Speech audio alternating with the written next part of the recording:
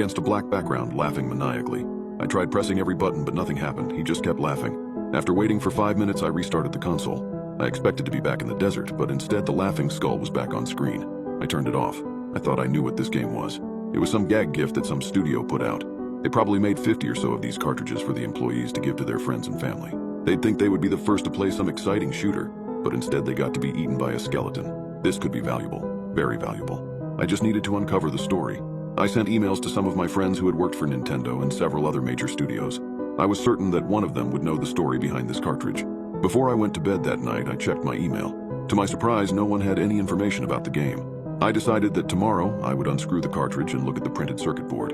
My new theory was that it was created by a hobbyist. In that case, its PCB would look very different than an actual game's PCB. The Nintendo 64 wasn't a very developer-friendly console, but it is possible, not cheap, not easy, but possible, for someone to create a homebrew game.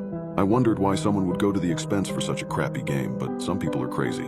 In my sleep, I returned to the landscape from Desert War, but it didn't look like an N64 game. I could see each individual grain of sand and feel the wind in my face. As I was trying to climb one of the dunes, a skeletal hand emerged from the sand and pulled me under. The next thing I remember was being in the skeleton's lair.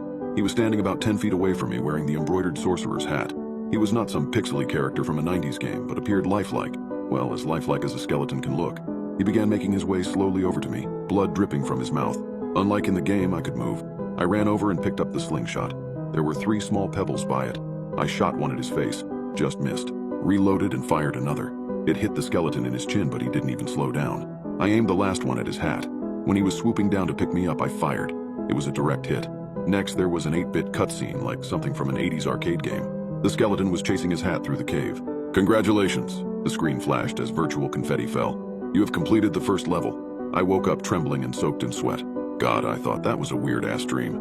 You'd think that someone who worked in my line of work would often dream that they were in video games, but I didn't. In fact, that was the only video game-related dream I remembered. I headed into the shop around noon.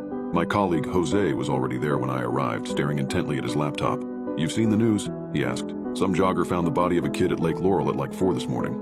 I shook my head. "It's crazy. She found a skull in one section, and when the cops showed up, they found the rest of his skeleton like 30 feet away. There's some speculation that it's the body of Jason Statler. He was a 14-year-old kid who disappeared from his bedroom in 2002, less than a mile away from the lake. You remember when that all went down?" "I don't. Didn't move here till 06. It was nuts, man. I went to the same school as he did. There was talk that there was a serial killer.